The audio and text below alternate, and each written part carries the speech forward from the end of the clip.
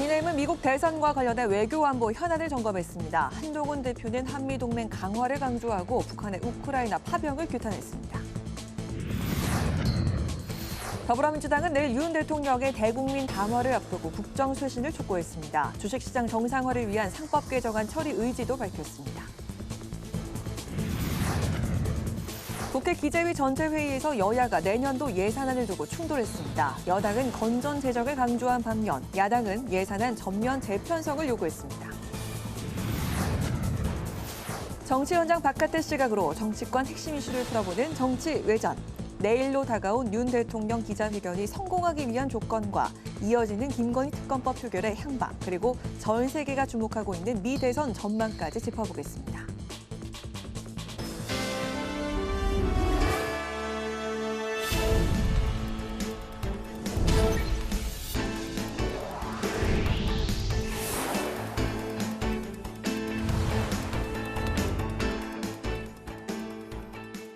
여러분 안녕하십니까? 11월 6일 수요일 국회 라이브 6 시작하겠습니다.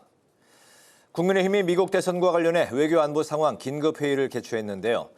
여당은 미국 차기 대통령이 누가 되더라도 한미 동맹은 굳건할 것이라고 강조하고 북한의 우크라이나 파병에 대해서는 강하게 규탄했습니다. 내일 예정된 윤석열 대통령의 대국민 담화에 대해선 여당 내부에서 기대와 우려가 교차하고 있습니다. 여당 소식 김지수 기자가 전합니다. 미국 대선과 관련해 국방 외교 현안 관련 긴급 점검 회의를 개최한 국민의힘. 한동훈 대표는 미국에서 새로운 대통령이 나오고 우크라이나 전쟁도 또 다른 변화의 상황을 맞을 수 있다고 우려했습니다. 그러면서 트럼프와 해리스 중 어느 후보가 당선되더라도 한미 동맹은 강화될 것이라며 외교와 안보는 여당의 강점이라고 강조했습니다. 북한의 우크라이나 파병에 대해서는 대한민국의 안보와 국익을 위해 규탄해야 한다고 주장했습니다. 특히 우리 정부가 우크라이나 전쟁에 참관단을 보낸 것을 파병이라고 지적한 민주당을 향해 왜곡과 선동을 하고 있다고 비판했습니다. 우리가 전쟁에 직접 참여하는 것처럼 호도하고 있습니다. 전혀 그렇지가 않습니다. 참관단이 간 것은 그런 의미가 아니죠. 그러면서 이런 판단에 외부 전문가들과 국민의힘 의원들이 뜻을 같이 했다며 향후 세미나를 열어 심도 있는 논의를 계속하겠다고 밝혔습니다. 한편 내일 예정된 윤석열 대통령의 대국민 담화에 대해 당 내부에서는 기대와 우려가 함께 나오고 있습니다. 지금은 선거가 없는 평시이기 때문에 대통령의 시간이다. 어떻게든지 행정부를 통해서 우리는 성과를 내고 그것을 통해서 성과와 결과와 지지를 나눠 먹는 존재가 당이라고 여당이라고 생각합니다. 본인의 정책적 내가 이렇게 좋은 의도로 정책을 이렇게 시도하려고 했다라는 그런 설명에 그치면 그러면 그 후폭풍이 더 커질 것 같아서 사실은 걱정이 많이 됩니다. 이런 가운데 한동훈 대표는 당내 중진 의원들과 회동을 가졌습니다. 오늘 회동에서는 내일 대통령 담화가 쇄신의 계기가 되길 기대하며 향후 당대표와 5선, 6선 중진 의원 모임을 정례화하기로 했습니다. 국회방송 김지수입니다. 대통령 대국민 담화를 앞두고 더불어민주당은 국민을 달래고 국정을 이어갈 마지막 기회라며 쇄신을 촉구했습니다. 주식시장을 정상화하겠다며 상법 개정 의지도 강조했습니다. 김동희 기자입니다. 대통령 대국민 담화를 하루 앞두고 더불어민주당은 3대 요구안을 제시했습니다. 윤석열 대통령과 김건희 여사, 명태균 씨를 둘러싼 국정농단 의혹에 대한 대통령 해명과 사과를 촉구했습니다. 어설픈 사과쇼는 국민 분노를 부를 거라며 김건희 여사 특검을 받아들이라고 압박했습니다. 국민의 눈높이에 맞게 국민의 지금 상처받은 마음을 충분히 어루만지고 회복할 수 있는 타당한 대통령의 입장 표명이 있기를 기대합니다. 또 전쟁 선동 중단에 대한 입장 표명도 요구했습니다. 어제부터 비상행동에 돌입한 민주당은 김 여사 특검법 본회의 처리를 예고한 오는 14일까지 비상행동을 이어갑니다. 지난 주말 윤 대통령과 김 여사 규탄 집회를 연 민주당은 오는 9일을 2차 국민행동의 날로 정했습니다. 내일부터는 대전을 시작으로 국정농단 규탄 1000만 서명 운동을 전국적으로 실시합니다. 민주당과 조국혁신당은 오는 16일 연합 집회를 열고 개혁신당과 진보당 등 야 6당 공동주최 집회도 모색하기로 했습니다. 한편 금융투자소득세 폐지 동의 입장을 밝힌 민주당은 이번 정기국회 안에 상법 개정을 하겠다고 강조했습니다. 이재명 대표는 부정거래나 조작이 있으면 주식 투자자들이 손해를 보고 결국 투자를 기피하게 된다며 정부 여당의 협조를 촉구했습니다. 희한하게도 정부 여당이 반대 의사를 슬슬 내놓기 시작합니다. 왜 반대합니까? 훔치는 걸 허용하자는 것입니까? 훔치는 게 좋습니까? 한동훈 대표 법무부 장관 시절에 충실 의무 동의한다고 공감한다는 의견을 밝힌 바 있습니다. 이복형 금융감독원장 최근까지도 충실 의무 적극적으로 하겠다고 그랬고 지배구조 개혁에서 관심 있다고 이야기했었습니다. 한편 오는 15일 이재명 대표의 재판을 TV로 생중계해야 한다는 여당 주장에 민주당은 제1야당 대표 낙인 찍기와 사법부 협박용이라고 맞섰습니다. 야권이 대여 공세에 화력을 집중하고 있는 가운데 열흘 남짓 남은 이재명 대표의 1심 판결을 두고 정치권은 촉각을 곤두세우고 있습니다. 국회 방송 김동희입니다. 이번 주 한덕수 국무총리가 대독한 국회 시정연설을 시작으로 예산 전국이 본격화됐습니다. 국회도 상임위별로 내년도 예산안 심사에 돌입했는데요. 오늘 기획재정위원회에선 건전재정이란 여당과 예산 전면 재편성을 요구한 야당이 충돌했습니다. 장정영 기자가 보도합니다. 국회 기획재정위원회에서 내년도 예산안을 바라보는 여야의 시각은 극명히 엇갈렸습니다. 어려운 여건 하에서 정부가 건전재정 원칙을 지키면서 할 일은 하기 위해 고심한 예산안이다 이렇게 평가를 합니다. 경제는 어렵고 국민들은 걱정이 많은데 무모하고 성과 없는 긴축 예산, 건전 예산만 강조하는 게 내년도 예산이라고 생각을 합니다. 특히 야당 의원들은 6천억 원이 증액된 내년도 예비비 예산을 문제 삼았습니다. 예비비가 정부의 쌈짓돈으로 쓰일 것을 우려하면서 감염병 대응 지원체계 구축 사업 예산을 전액 삭감하는 대신 감염병 대응을 명목으로 예비비를 증액한 것은 불합리하다고 지적했습니다. 2020년, 22년 사이 코로나 팬데믹 때라든가 또는 2002년도 월드컵 때 이런 상황들 빼놓고는 대개 통상 대개 3조 내에서 거의 변함이 없이 왔었습니다.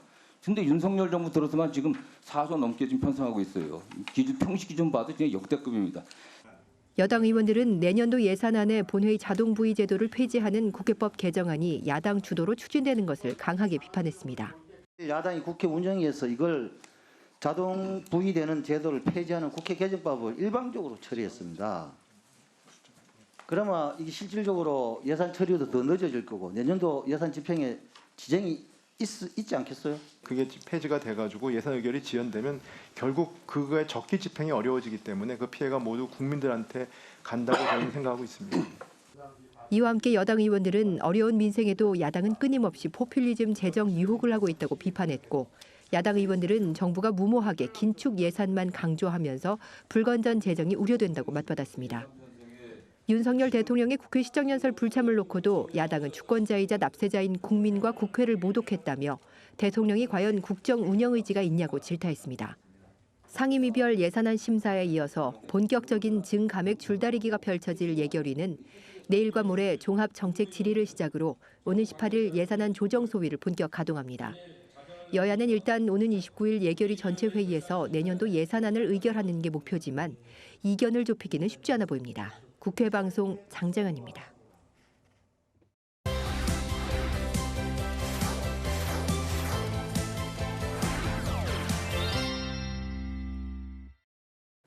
이슈픽 서한한 개공 기자와 함께 내일 이뤄질 대통령의 대국민 담화 기자회견 이야기를 해보도록 하겠습니다. 서한한 기자 안녕하세요. 네, 안녕하십니까? 네, 내일입니다. 윤석열 대통령이 취임하고 네 번째 대국민 담화를 갖게 되는데 이번엔 다른 때보다 더 김건희 여사 논란, 이른바 가족 논란이 화두가 될 것 같습니다.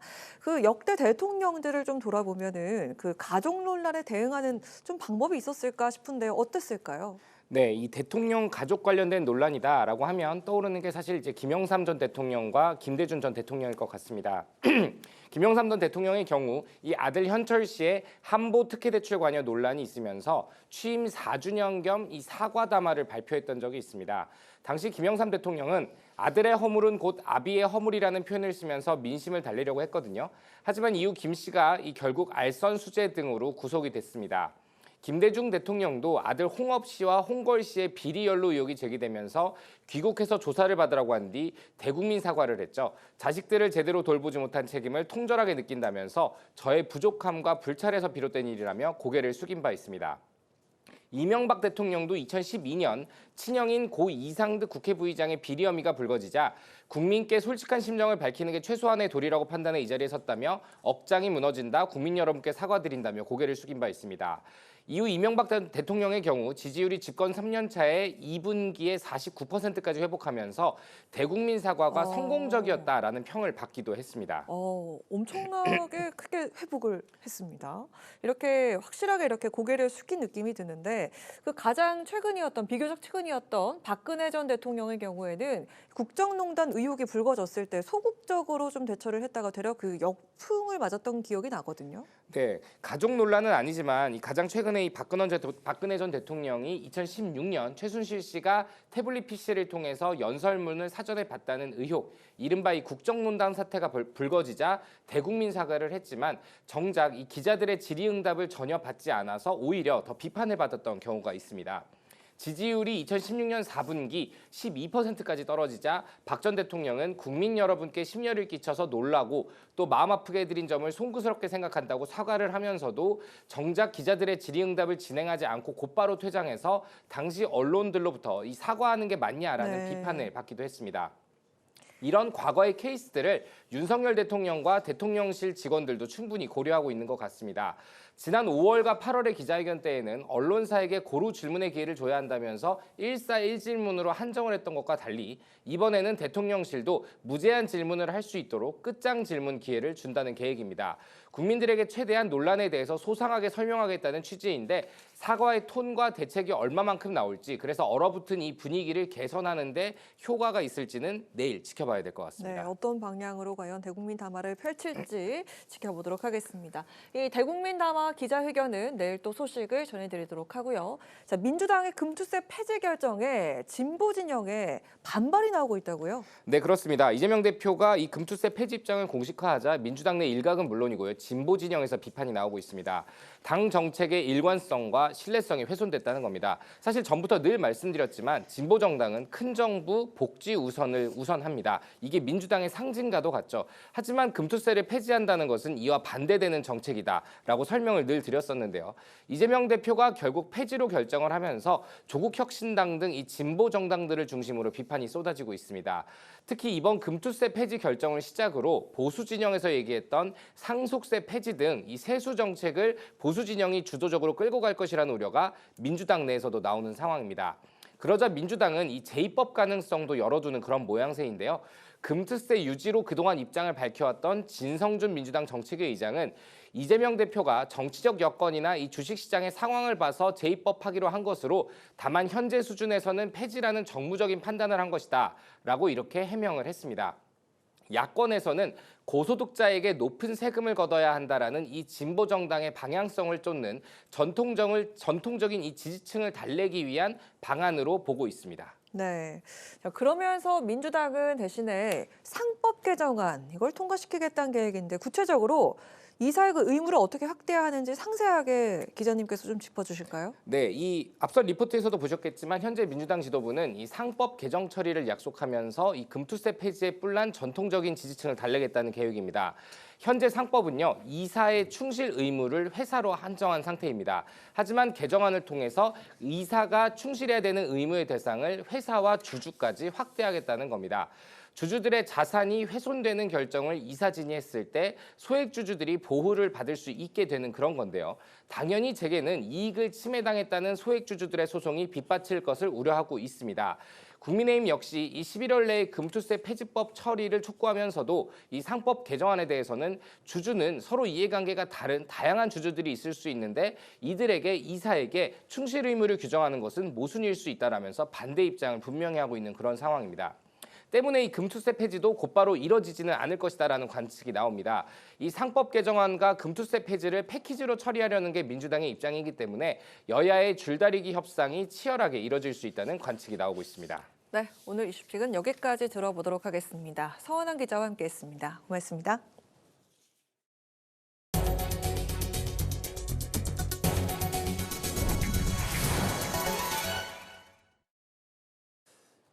고등학교 무상교육 국비지원 특례를 3년 연장하는 내용의 지방교육재정 교부금법 개정안이 야당 주도로 교육위원회 전체 회의를 통과했습니다. 앞서 열린 안건조정위원회에서 야당이 심사 1시간 만에 표결하는 등 법안 처리에 속도를 내자 국민의힘은 크게 반발했습니다. 국민의힘은 특례를 연장하면 국가 재정이 악화된다며 법사위와 본회의 통과를 저지하고 안 되면 제2요구권까지 모든 대응책을 강구하겠다고 밝혔습니다. 국민의힘은 민주당이 김건희 특검법 관철을 위한 장외투쟁과 국회 내 천막 농성에 나선 데 대해 이재명 대표 방탄을 위한 것이라고 꼬집었습니다. 김현주 대변인은 논평을 통해 거대 의석을 가진 민주당이 거리로 나서는 이유는 이 대표가 공직선거법 1심 선고를 앞두고 있기 때문이라고 지적했습니다. 또 민주당 의원들이 이재명 무죄라는 팻말을 들고 릴레이 인증샷을 찍고 지지자들로부터 무죄 탄원 서명을 받기 위해 총력을 기울이고 있다고 비판했습니다. 이재명 더불어민주당 대표가 오늘 국회 사랑제에서 법륜 스님을 만나 의료 대란과 경제난 등 현안에 대해 논의했습니다. 이 대표는 전국 현안에 대해 종교계에서도 움직일 때가 된 것 같다고 말했습니다. 법륜 스님은 정부의 잘못뿐 아니라 민주당의 책임도 크다며 의료 갈등 문제와 한반도 평화를 위해 더 적극적인 역할을 기대한다고 밝혔습니다. 조국혁신당 조국 대표는 윤석열 대통령이 내일 대국민 담화에서 법적으로 문제가 없다는 식으로 나온다면 탄핵 요구가 가속화될 것이라고 경고했습니다. 조 대표는 윤 대통령이 더 이상 무책임한 정신승리의 태도로 담화에 참여하면 안 된다며 파탄난 국가 재정과 민생 경제에 대해 국민께 사과하고 국정농단을 비롯한 위헌 불법 행위에 대해 자백해야 한다고 주장했습니다. 특히 김건희 여사 특검과 해병대원 특검을 받아들일 것을 국민들께 약속해야 한다고 강조했습니다.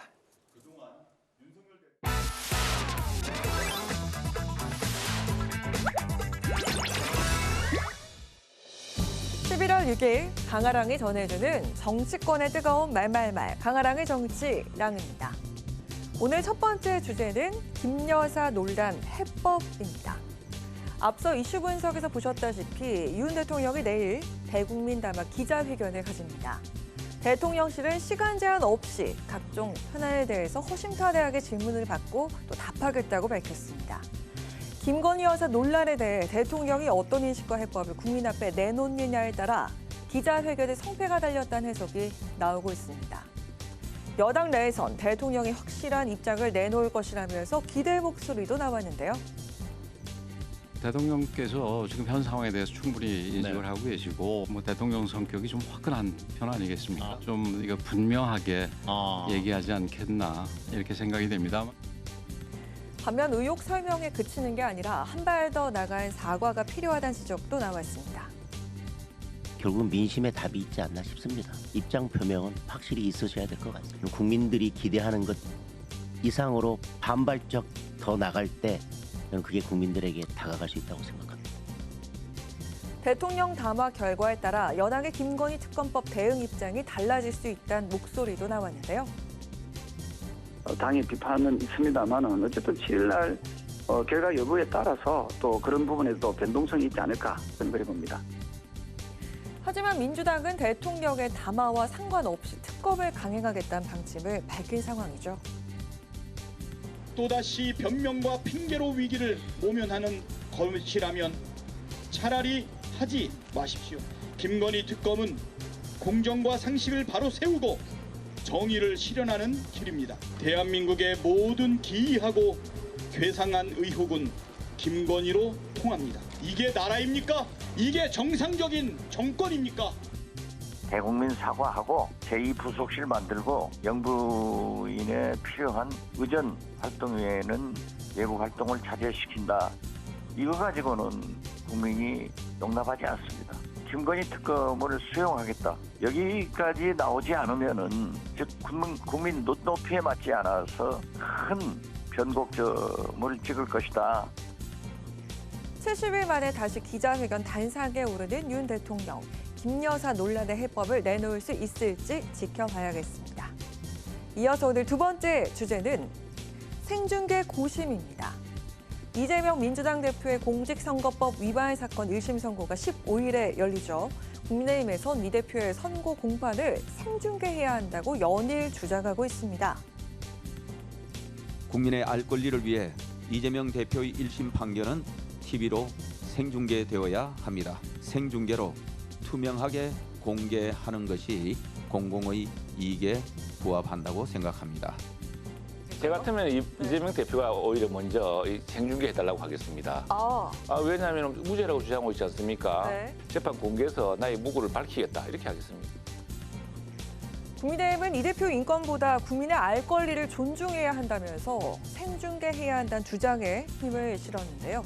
여당의 선고 공판 생중계 요청에 대한 질문을 받은 이재명 대표는 즉답을 피한 채 재판에 출석하는가 하면 민주당은 공식 입장을 내지 않은 채 여당의 행태는 사법부를 압박하는 것이라면서 비판의 목소리를 높였습니다.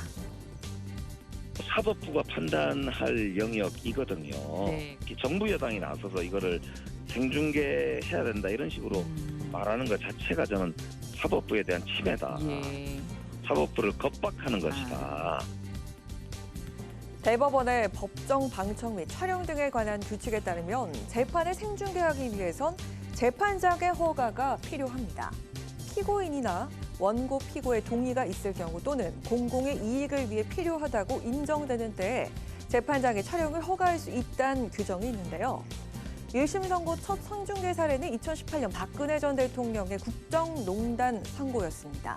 이듬해 이명박 전 대통령의 비자금 횡령 혐의 1심 선고 공판도 생중계가 됐었는데요. 두 선고 모두 생중계 결정은 선고기일 사흘 전에 이뤄졌었습니다. 재판부가 중계 허가를 언제까지 결정해야 하는지에 대한 규정은 없지만 이 대표의 선고 공판 기일이 다가오는 만큼 법원의 고심은 깊어지고 있는 상황입니다. 지금까지 강아락의 정치랑이었습니다.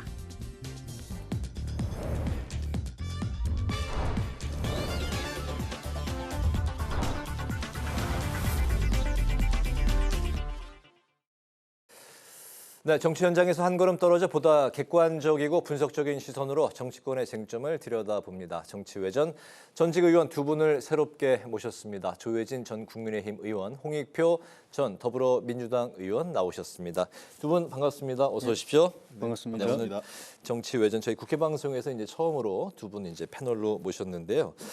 특히 이제 홍익표 의원님이 조혜진 의원님을 추천하셨다고 들었습니다. 두 분 좀 어떤 관계이신가요? 그 전에 방송에서 좀 잘 맞으셨나 봐요. 예, 네. 여러 번 했고 또 이 여야의 관점의 차이는 있지만 정치를 보는 관점, 국회를 보는 관점, 또 정치적 사안을 보는 관점이 이 당이 틀리다는 걸 감안했을 때 상당히 좀 유사한 부분이 있고 또 이렇게 거리가 많이 이렇게 접점이 많다. 네네. 그래서 토론이 재미가 별로 없다. 재미가 없으면 싸워야 재밌다는데. 접점이 많고 유사한 점이 있다. 제가 생각하기에는 두 분이 굉장히 좀 합리적이고 그 논리적이고 좀 점잖은 그 선비 스타일이다. 이렇게 좀 요약이 되는데 어떠십니까? 뭐 꼭 그런 것만은 아닌데요. 네. 그 우선은 그 제가 저보다 이제 그 조혜진 의원님이 뭐 나이로도 선배지만 정치권도 훨씬 먼저 오셨고 제가 사실은 국회에서 같은 상임위를 할 기회는 없었지만 제가 멀찍이서 이렇게 봤을 때도 굉장히 그 여당이실 때도 여당 의원이 정부에 대해서 비판도 많이 했고 그런 모습들은 그 굉장히 합리적이고 그다음에 국회가 기본 목적은 물론 여야가 엇갈리지만 국회의 기본 목적은 정부 권력, 행정부를 견제하고 감시하는 게 기본 역할인데 거기에 비교적 충실하게 해왔던 의원입니다. 이렇게 보입니다. 알겠습니다. 두 분이 그 삼선의 그 동일한 선수시죠? 선수는 같은데 원내대표를 하셨고 저는 떨어졌고. 또 겸손하시고요. 예, 알겠습니다. 이번에 그 정치 외전을 통해서 두 분의 예리하고 분석적인 그런 논평 기대를 하겠습니다. 오늘 그 첫 번째 이슈, 세계의 그 모든 시선이 집중되고 있는 미국 대선 소식인데요. 애초에 예상과는 조금 다른 흐름으로 이미 결과가 나온 듯한 그런 분위기로 바뀌었습니다. 미국에서 대선 개표가 한창 진행되고 있긴 합니다만 현재까지 상황으로는 최대 승부처 펜실베이니아를 비롯해서 대부분의 경합주에서 이 트럼프가 승리를 거두고 있는 것으로 보이는데요. 당장에 그 우리나라가 이제 가장 영향을 받을 것 같은데 대북 정책과 방위비 또 이제 보편 관세 등의 여러 가지 이제 변동이 예고가 되고 있습니다. 우리 좀 어떻게 앞으로 좀 대처를 해야 될까요? 네, 그 미국 정부가 이제 새로운 신정부가 트럼프 정부가 들어설 가능성이 현실적으로 좀 높아졌는데 아직 뭐 최종 확정된 건 아니지만 트럼프 대통령 지난 그 4년간의 임기 기간에 이렇게 거슬러 보면 경제 정책이든 그 어떤 외교안보 정책에서 가장 중요한 건 미국 우선주의, 그러니까 아메리칸 퍼스트라고 그래서 지금 현재 트럼프 대통령이 오래전부터 사용했던 구호가 마가, 그러니까 이 Make America Great Again이라고 해서 위대한 미국을 다시 만들자 이런 거기 때문에 경제 문제에 있어서 아마 그 외국 기업들이 미국에 수출하기는 훨씬 어려워질 겁니다. 그래서 그 생산 거점을 미국 내 이동해서 미국 내에서 일자리를 만들고 투자하는 기업들에게 우선권을 주는 이런 게 이제 트럼프의 정책이 기본 정책이 될 것이고요. 그리고 두 번째는 아마 그 기후 환경 변화와 관련돼서 아리백 정책이라든지 소위 탈탄소 정책이 대폭 후퇴할 가능성이 높습니다. 미국이요. 그러니까 석탄, 화석 연료 중심으로 전환되기 때문에 그런 문제에 대해서 유럽과의 갈등이 커질 거고 한국이 어떻게 갈 건지 우리도 고민스러운 점이 있을 거고 마지막으로 외교안보 관련돼서 제일 우리가 걱정스러운 건 트럼프 대통령은 벌써 한 7조 내지 10조 정도를 지금 현재 1조 5천억 수준인데 방위 분담액을 뭐 최소 7조에서 많게는 10조 정도 요구할 가능성이 높습니다. 그런 측면에서 우리가 그 부담해야 될 안보 비용이 훨씬 더 높아지는 것이고 그걸 어떻게 효과적으로 대응하느냐가 관건이라고 생각을 합니다. 네, 예전에도 이제 트럼프 당시 대통령 때도 방위비 이제 증액을 이제 대폭 올리는 요구를 했었기 때문에 많은 이제 부담과 논란이 됐었는데 뉴욕 타임스가 현재 트럼프 대통령 당선 가능성을 95% 이상이라고 이렇게 이미 보도가 나왔습니다. 대북 정책 등 여러 가지 이제 변화가 예상이 되는데요. 일기 때 우리가 겪어본 경험이 있기 때문에 완전히 뭐 이렇게 그 충격적인 상황이 벌어지거나 아무 준비 없이 뒤통수 맞거나 그런 일은 없겠지만은 바이든 행정부 때 비하면은 외교안보 쪽 또 경제 쪽 다 우리가 부담스럽게 이제 그 협상을 해야 될 상황인 것 같아요. 경제는 바이든 정부도 미국 우선주의고 그 외국 기업들 우리처럼 이제 경쟁력 있는 기업들 유치하는 건 똑같은데 방식이 바이든 정부는 당근을 주는데 채찍을 휘두르는 스타일이거든요. 그러니까 바이든 행정부는 그 RIA법이라든지 그러니까 그 인플레이션 감축법이라든지 또 그 칩스법이라든지 뭐 이런 걸 통해서 미국에 공장 세우고 투자하면은 고용 창출하면 지원을 하겠다는 거거든요. 지원금을 주는데 이게는 지원금이 어디냐, 그럼 무슨 필요 있냐 그러면서 그냥 어마어마한 세금 관세를 매겨가지고 이걸 그 안 먹으려면은 들어와서 그냥 공장 지을 수밖에 없도록 만들겠다 딱 그렇게 돼 있어가지고 뭐 우리 기업이 그럭저럭 뭐 적응은 하겠지만은 어려움이 있을 거고. 또 그 사이에 바이든 행정부 4년 동안에 우리 대한민국의 대미 흑자가 상당히 늘었어요. 물론 중국이라든지 뭐 일본, 뭐 베트남 이런 나라에 비하면은 그 흑자 늘은 폭이 적지만 상대적으로 적지만 어쨌든 많이 늘었기 때문에 FTA도 다시 하자고 품목별로 자기들이 그 적자가 뭐 늘어난 거는 교육 조건을 다시 또 바꾸자고 이렇게 우리한테 압박을 해올 가능성도 있고. 뭐 방위비 분담은 우리 그 홍익표 의원님 말씀하신 것처럼 심지어 10배까지도 이야기를 하고 기본적으로 미군이 한국에 주둔하는 걸 한국에 대한 일방적인 혜택이다라고 보는 딱 관점. 자기들이 시혜를 베푸는 거지 자기들한테 뭐 그다지 뭐 도움 되거나 필요한 부분이 아니라는 관점에서 출발하기 때문에 거기서 우리하고 많이 차이가 나고 뭐 우크라이나 러우 전쟁도 마찬가지 보는 관점이 우리하고 나토는 가서 지원을 하고 있잖아요. 근데 트럼프 대통령은 그런 입장이 아닌 것 같아요. 그런 점에서 우리 그 한미 동맹 또는 남북 관계뿐만 아니라 이 국제 안보 정세에도 큰 변화가 올 가능성이 있어서 대비를 좀 잘해야 될 것 같아요.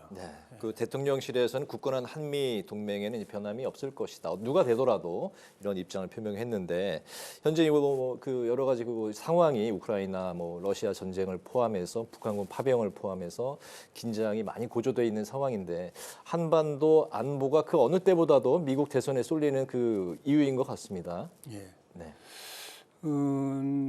일단은 그 말씀드린 것처럼 방위비 협상을 틀림없이 다시 하자고. 네.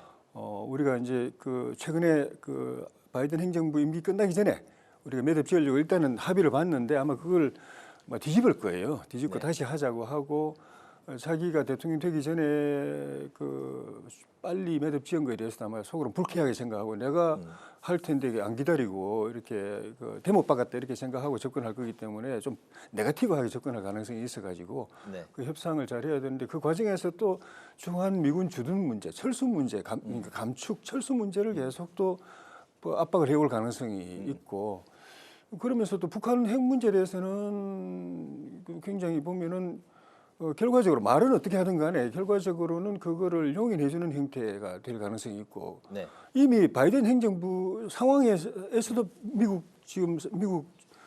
정부의 전체적인 입장은 사실상 북한을 핵 보유국으로 인정하는 바탕에서 핵 감축 협상을 한다든지 이런 쪽으로 제재를 푸는 쪽으로 갈 가능성이 많은데 트럼프가 들어오면 더 그렇게 될 가능성이 많고 그래서 우리도 만약 그런 상황의 개선이 제대로 우리 입장이 반영이 안 되고 일방적으로 가게 되면은 우리 자체 방위를 위해서 뭐 핵 개발이라든지 지금 계속 이야기 나오고 있는 자체 핵무장이라든지 이런 부분까지도 놓고서 고민을 해야 될 상황으로 갈 수도 있다고 봅니다. 네. 뭐 국내 정치 상황으로 바로 들어갈 거예요? 아니면 그 첨언 있으시면 들어보겠습니다. 뭐 한 가지 말씀드리면 트럼프 외교의 그 기본 방향은 바이든 정부하고 민주당과의 차이점이 있다면 바이든 정부가 다자 또 동맹 관계를 중시했다면 트럼프 정부는 양자 관계, 그러니까 다자 외교보다는 양자 외교 중심으로 할 겁니다. 그러니까 점점 예를 들면 이 WTO라든지 국제기구에서의 어떤 그 규범 이런 건 거의 무시될 가능성이 높고요. 미국이 그 한미 관계에 있어서도 상당한 압박을 해올 가능성이 높습니다. 동맹도 경제적 가치로 따지기 때문에 아까 조혜진 의원님 지적하신 것처럼 우리에게 상당히 안보 부담, 특히 이 북핵 문제와 관련돼 가지고 우리 한미 연합 훈련할 때 전략자산 전개할 때마다 트럼프 대통령은 아마 그거 다 비용 청구를 할 겁니다. 그러니까 비원 폭격기가 온다든지 뭐 또는 항공모함이 온다든지 할 때 그 비용을 한국이 되지 않으면 전략자산 전개를 하지 않겠다 이럴 가능성이 높고요.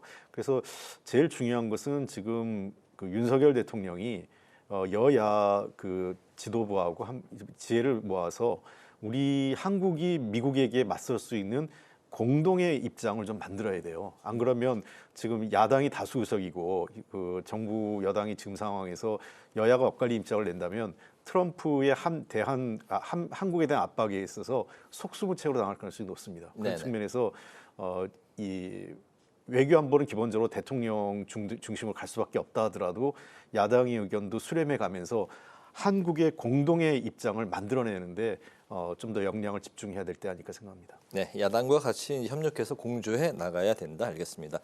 이제 국내 정치권 소식 이야기로 본격적으로 들어가 보겠습니다. 지금 정치권의 최대 관심사는 내일 있을 대통령 기자회견일 텐데요. 주제와 시간에 제한이 없는 이제 끝장 기자회견 방식을 선택을 했습니다. 그렇지만 이제 정작 관건은 국민 눈높이에 맞는 쇄신책 그리고 이제 진정성이 나올 것이냐인데 어떤 분위기가 될 것 같습니까? 지금 이제 예측하기가 쉽지는 않습니다.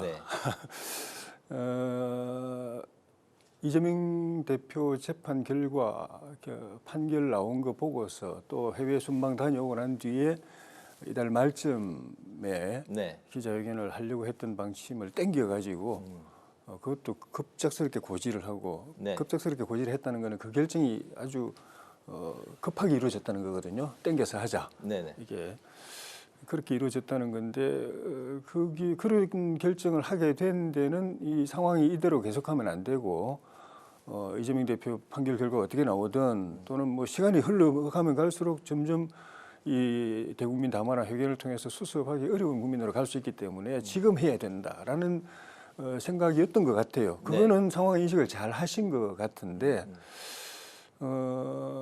그러면 이렇게 악화된 여론 지형을 반전시켜 줄 수 있는 핵심 키는 뭐냐라는 거 보면은 결국은 그동안의 2년 반 동안의 국정 운영 또는 권력 행사 또는 영부인 이슈 이런 데 대한 국민들의 실망 또 염려 또 불쾌감 이런 그래서 이렇게 돌아서 있는 마음을 돌이키는 것이 핵심인데 네. 결국은 제일 중요한 거는 그런 부분을 인정하고 개인적으로는 좀 뭐 억울한 부분도 있고 또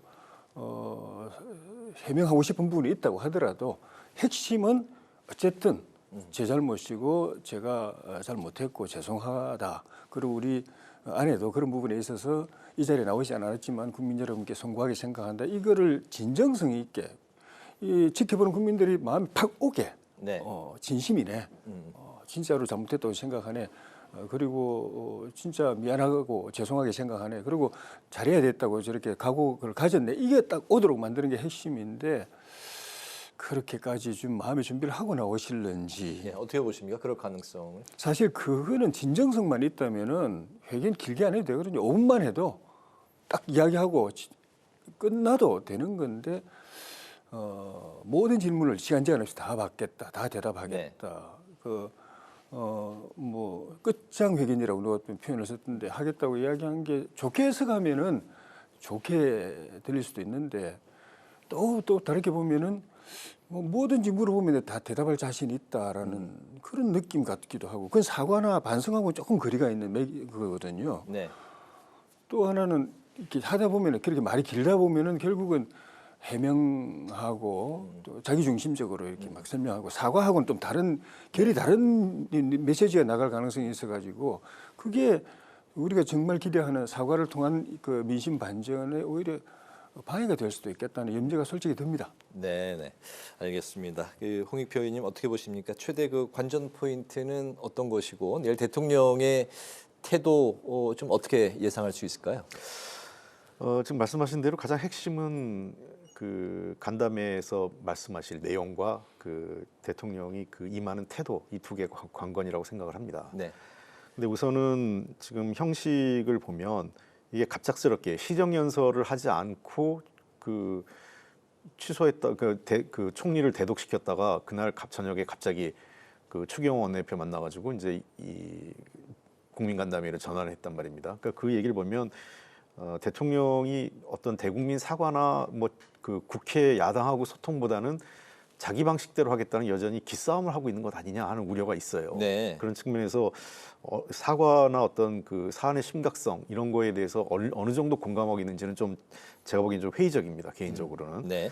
특히나 내용에 있어서는 지금 국민들의 눈높이는 김건희 여사 특검, 그다음에 해병대 장병에 대한 특검 이 두 개의 쌍특검이 포함이 되느냐 안 되느냐가 네. 대통령의 그 간담회 그 자리에서 대국민 그 발언 속에서 이거를 어떻게 어떤 입장을 표명할 거냐 관건이라고 생각을 합니다. 아울러서 내각 총사퇴 또는 대통령 비서실의 전면 개편을 포함한 인적 쇄신 문제도 있어야 될 것 같고요. 네. 그리고 전반적인 그러니까 지금까지 사안 전반에 대한 대국민 사과와 국정 기조를 전환하겠다는 어떤 그 태세 전환이 필요한데 과연 이런 것들이 담길 수 있을까라는 측면에서 많은 분들이 여의도 안팎에 또 용산 주변에 있는 분들하고 얘기를 해봐도 그럴 가능성은 높지 않아 보인다라는 얘기를 합니다. 그러니까 네. 그리고 근데 내일 단순히 또 그 대국민 발표만 하는 게 아니라 기자간담회 끝장 토론까지 하겠다고 했습니다. 아마 이번에는 그 용산 그 대통령실 출입 기자들이 쉽게 넘어갈 수 없을 거예요. 이번에도 만약에 뭐 맹탕 질문하거나 대통령을 뭐 어떤 옹호하는 듯한 그런 그 태도를 기자들이 보인다면 아마 기자분들에 대한 그 이 국민적 분노가 네. 또 갔기 때문에 기자분들도 대통령에 대해 굉장히 그 날카롭고 직접적인 질문하고 압박을 할 텐데 과연 대통령이 어떻게 답변을 국민들이 원하는 그다음에 국민의 눈높이에 부합하는 답변을 할 수 있을까 하는 문제에 대해서도 걱정스러운 부분이 많이 있습니다. 방금 그 김건희 여사 이제 특검법 말씀을 하셨는데 이번 그 기자회견과 가장 밀접하게 관계 있는 바로 그 포인트인 것 같습니다. 민주당이 이제 14일에 본회의 표결 그리고 28일 재표결까지 계획하고 행동에 이제 돌입을 했는데요. 여당 내에서도 내일 그 기자회견 내용에 따라서 대응이 달라질 수 있다 이런 그 목소리도 나오고 있습니다. 특히 이제 비윤계로 꼽히는 조경태 의원 같은 경우 기자회견에 따라서 특검이 필요할 수도 있다 이런 입장 표명까지 냈는데 이제 세 번째 김건희 여사 특검법이 될 것 같습니다. 지난번에 이제 두 번째 때는 이탈표가 아니 4표가 나왔는데 만약에 현실화가 된다면 이탈표는 좀 어느 정도로 예상할 수 있을까요? 글쎄요, 이탈표가 현재까지는 우리가 좀 판단하기 좀 쉽지 않을 것 같습니다. 아마 내일 대국민 간담회를 좀 봐야 될 것 같고요. 네. 추경호 원내대표를 만난 거를 좀 주목해야 되는데 저도 원내대표를 해봤지만 원내대표의 가장 중요한 일 중에 하나가 당내 의원들의 기류, 그다음에 어떤 심리 상태 이런 것들을 제일 빨리 간과하고 간파해야 되거든요. 네. 그런 측면에서 추경호 원내대표가 대통령께 그런 얘기를 전달했을 수 있어요. 왜냐하면 지난번에도 한 4표 정도가 이탈했는데 지금 지지율이 이렇게 떨어지고 국민적 여론이 나빠져 있는 상태에서 그 야당의 김건희 여사 특검법에 대해서 고스란히 그 표 관리하기가 쉽지 않을 수 있다. 네. 이런 우려를 전달했을 수도 있습니다. 그런 여러 가지 상황적 요인들이 대통령이 불가피하게 그 대국민 간담회를 통해서라도 이 문제를 좀 하나는 정면 돌파를 할지 아니면 국민적 요구를 수용할지는 내일 내용을 봐야 되겠지만 네. 어떠한 형태든 간에 이런 그 다른 일정한 대응을 하지는 안 되겠다라는 위기 의식은 갖게 된 것 아니냐 이렇게 보입니다. 네네. 내일 기자회견과 관련한 김건희 여사 특검법 앞으로 좀 어떤 방향으로 흘러갈까요? 그 두 번째 대통령 거부권 행사하신 그것도 우리 당 입장에서 보면은 이건 받아들일 수 없는 거였거든요. 민주당 특검법이고 민주당이 이 칼자루를 쥐고 민주당을 대표하는 대신하는 특별검사가 마구 이제 흔히 말하는 칼질을 할 가능성이 있는 거기 때문에 네. 정치적으로도 문제가 있지만 법적으로도 문제가 많은 것이어서 절대 통과시킬 수 없는 것인데 4표가 벌써 이탈을 해버렸거든요. 그거는 그 이탈하신 내부는 그 법에 동조한 게 아니고 법이 문제가 있다는 걸 알지만은 영부인과 이 대통령과 이 대통령실과 정부가 대응하는 것이 이거는 온당치 않고 그로 인해서 격앙된 민심이 일정 부분 공감이 돼서 이탈한 거거든요. 근데 그 뒤에 지금 더 나빠졌거든요. 더 나빠졌고 지금 세 번째 하는 법안은 제가 알기로는 지난번 두 번째보다도 더 우리가 통과시켜주기 어려운 그런 이제 법안인데 네. 상황으로 보면은 내일 회견을 통해서 여론의 반전, 민심의 변화가 있고 대통령의 그 소명이나 사과를 국민들이 받아들여서 대통령에게 기회를 주는 쪽으로 가면 네. 추가 이탈이 없이 그 재표결에서 부결될 가능성이 있는데 내일 회견이 그러지 못하다면 어정쩡하거나 아니면 거꾸로 지난번 총선 앞두고 그 의료개혁 관련해서 민심에 불을 지는 정도까지는 아니라도 어쨌든 마지막 기회라고 하고 국민들이 지켜보고 이번에 말하는 거 보고 우리가 판단하겠다고 딱 지켜보는데 그 기대에 못 미쳐서 여론이 나빠졌다. 그러면 추가로 4표만 이탈돼 버리면 특검 돼버린 거잖아요. 네. 그 가능성을 저는 그렇게 간과할 수 없다고 봅니다. 그래서 내일 굉장히 중요하고 내일 그래서 그 국민의 그 사과나 또는 쇄신의 그 의지 또는 약속이 국민의 공감을 얻어서 마음이 돌아서는 그런 우리가 기대하는 결과를 만약에 못 낸다고 하면은 특검만은 문제가 아니에요. 탄핵도 있고 지금 개헌 카드도 지금 민주당에서 플랜 B로, 플랜 A는 탄핵인데 플랜 B로 개헌 카드 지금 꺼냈는데 셋 다가 똑같아요. 3분의 2가 동의하면 다 되는 거거든요. 그 3분의 1한 거는 우리 국민의힘에서 8명 이탈하는 건데 민심이 그래 되면은 8명 이탈 안 한다는 보장이 없고 그래 되면은 특검도 되고 탄핵도 가결되고 개헌도 임기 단축 개헌 대통령 임기를 줄여가지고 조기에 이제 퇴직하게 만드는 퇴임하게 만드는 그것도 다 가능해져 버리거든요. 특검만의 문제가 아닙니다. 그래서 내일 만약에 제대로 그 국민 마음을 돌이키지 못해가지고 여론이 악화되면은 그 뒤부터는 감당할 수 없는 정치적 쓰나미가 용산으로 몰려갈 가능성이. 그럼 우리 당도 그게 휩쓸려 가겠지만은 네. 특검 탄핵 그 임기단축 개헌까지 그걸 염두에 두고 정말 사직생의 각오를 하셔야 됩니다. 특검뿐만이 아니라 탄핵 그리고 이제 개헌까지 사직생의 각오로 내일 기자회견에 좀 임해야 될 것 같다 말씀을 하셨는데 이 와중에 한동훈 대표 이제 패싱 논란이 또 다시 불거졌습니다. 추경호 원내대표가 자신이 이제 조기 기자회견을 이제 대통령께 건의했기 때문에 이제 7일 내일 오전 이제 기자회견이 성사가 됐다 이렇게 발언을 했기 때문인데. 대통령실도 당의 중심이 이제 원내대표라는 입장 표명을 했고 이에 대해서 이제 한동훈 대표가 이제 반박을 했습니다. 이제 한 대표 기자회견 이후에 좀 현재 좀 어떤 구상을 하고 있을까요? 현재 뭐 중진들 연쇄 회동을 갖고 있는데요. 예. 우선 대통령실이 이렇게 당의 중심이 원내대표라고 얘기하는 거는 저도 원내대표였지만 그건 사실관계에 부합하지 않죠. 네. 당은 물론 뭐 투톱이란 말도 있지만 기본적으로 당원들이 선출한 당 대표가 제일 우선이고. 원내대표는 사실 원내 사항과 관련돼서 이 위임된 사무를 총괄하는 게 원내대표 역할이기 때문에 대통령실이 당의 중심이 원내대표고 한동훈 대표를 패싱했다 이런 논란이 나오는 것 자체가 적절치는 않습니다. 특히 한동훈 대표가 이 기자간담회 대국민 간담회하고 기자간담회에 있는 얘기를 거의 언론에 공개하는 시점에 연락을 받았다는 거 아니겠어요? 네. 사실상 아무런 협의가 안 된 거였죠. 그런 측면에서 아마 한동훈 대표는 지금 당의 중진 의원들하고 별도의 모임을 갖고 당내 장악력을 높이는 데 이제 주력하는 것 같습니다. 최근에 뭐 그래서 이제 야간에는 윤석 친윤인데 밤에는 이제 친한이다 이런 말까지 네. 한동훈 계열에 줄을 섰다 이런 말이 지금 이 국민의힘 안에서 회자되고 있을 정도로 주윤 야한 이런 그렇죠. 식. 예. 한동훈 대표 쪽으로 조금 더 힘이 쏠리는 느낌이 있어요. 아직 대통령 임기가 많이 남았기 때문에 노골적으로 그렇게 될 가능성은 없지만 시간이 갈수록 그다음에 특히 대통령의 지지율이 20% 전후한 시점까지 떨어져 있는 상태이기 때문에 당의 장악력에 있어서 한동훈 대표의 역할이 그러니까 대통령 힘이 빠지면 자연스럽게 한동훈 대표의 힘은 세질 수밖에 없는 거죠. 그게 서로 약간의 제로섬 게임처럼 가게 돼 있는 거죠. 네, 알겠습니다. 네. 그 부분이 사실은 저도 굉장히 좀 우려스러운데 민심이 이렇게까지 실망하고 돌아선 여러 가지 이슈들이 있는데 그 중에 하나가 대통령이 한동훈 대표를 패싱하는 거거든요. 인정하지 않는 거.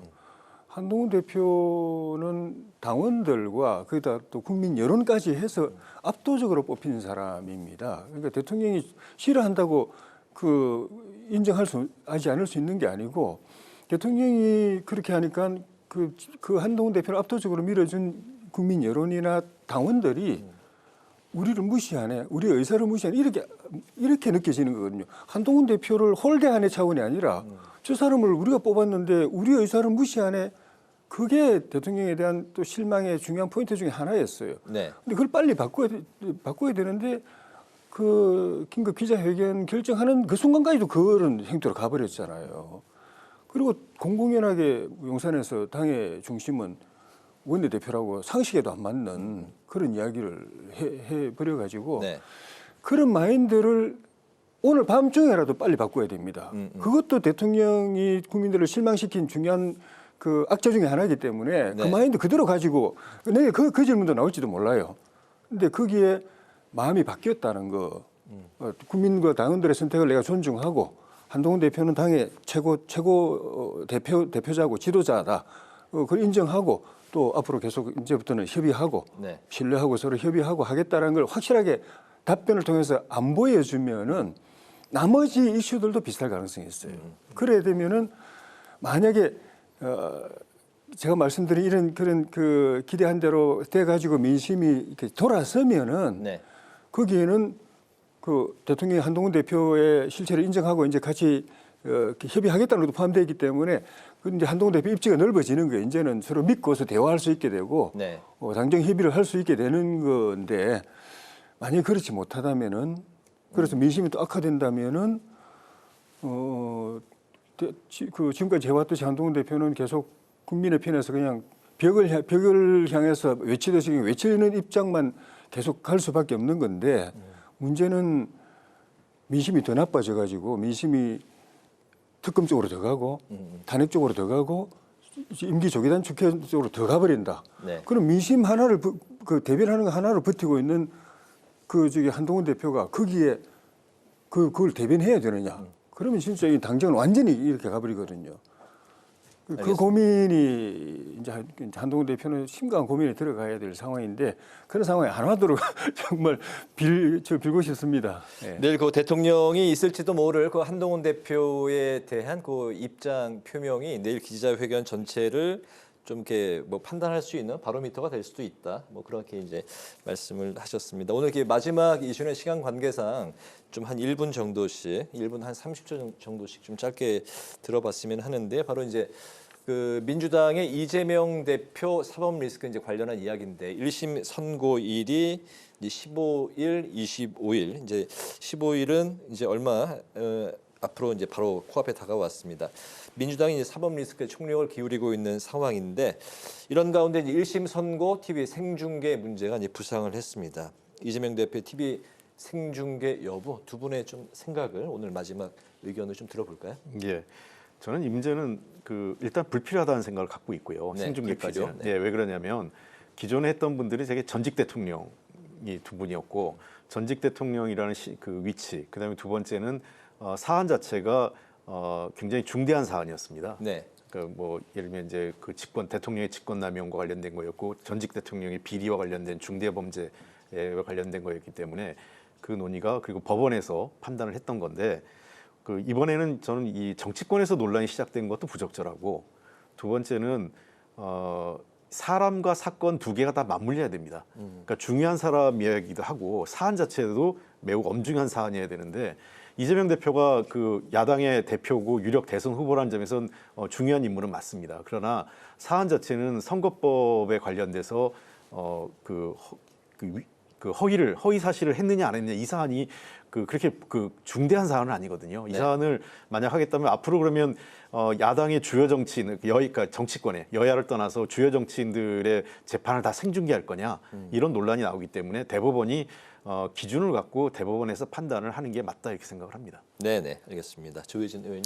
저는 생중계 하는 게 나을 것 같아요. 하는 게 맞다. 예, 네. 그동안 논란이 엄청 많았거든요. 유죄다, 무죄다. 논란이 많았던 거는 국민이 다 그 재판정에서 지켜보지 못했기 때문에 거기서 어떤 일이 벌어진지 모르기 때문에 정치적으로 편을 갈라가지고 유죄, 무죄라고 싸울 때 국민들 가운데서 헷갈리는 상황이었거든요. 그런데 유죄 가능성이 높다고 뭐 여야가 다 보는 것 같은데 유죄든 무죄든 간에 결론이 내려지면 그걸로 그런 논란이 종식이 돼야 됩니다. 정치권이 같이 그 하나에 휘말려 가지고 계속 소모적으로 싸우실 게 아니라 종식이 돼야 되는데 결론만 딱 나오고 왜 그런 결론이 나왔는지에 대해서 국민이 그 판단은 결국 국민이 할 거거든요. 근데 국민이 들을 기회가 없으면 결국은 또 지금까지처럼 뭐 유죄 나왔을 때 반대하는 쪽에서는 저거는 그냥 권력에 굴복해서 뭐 유죄 때렸다고 그럴 거고 뭐 또 반대는 또 그렇게 이야기 또 논란이 심해질 것이기 때문에 그 국민 전체가 중간에 심판 역할하는 국민들이 판사가 하는 그 이유를 판결 선고 요지뿐만 아니라 이유를 왜 그런 선고를 내린지 이유를 쫙 들어서 그다음 나머지 그 뒤에 정치적으로 공방을 벌여도 휩쓸리지 않게 돼야 되고 두 번째는 판사의 입장에서도 결론 내리고 나면은 그 이유를 국민들이 모르면은 그 모르는 걸 이용해 가지고 양쪽에서 막 또 엄청 유죄 내리면 민주당에서 한번 판사를 또 공격할 거예요. 뭐 탄핵을 추진할 수도 있고 그럼 판사가 엄청 괴로워집니다. 판사 입장에서도 국민들을 향해서 제가 이렇게 결론 내렸는데 이유는 이렇습니다라고 딱 이야기해 버리면은 판사는 그때 말고는 기회가 없어요. 뭐 판사 기자회견 할 겁니까 뭐 합니까?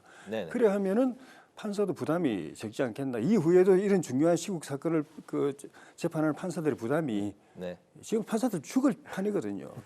적어질 것 같아요. 생중계가 되지 않더라도 판사의 판결문은 다 공개되거든요. 그렇기 때문에 판결문 보고 판사의 판결이 옳았냐 틀렸냐 그건 뭐 논의할 수 있는 거라고 생각을 합니다. 알겠습니다. 오늘 정치회에서 이제 두 분을 모시고 첫 번째 시간 가졌는데 오늘 좀 어떠셨는지 소감을 좀 짧게 들어볼까요? 이제 오늘 뭐 처음이기 때문에 앞으로도 조금 더 국민들에게 좋은 듣고 싶은 얘기를 제가 열심히 준비해서 하도록 하겠습니다. 감사합니다. 예, 조혜진 의원님. 좋은 자리 마련해주셔서 고맙습니다.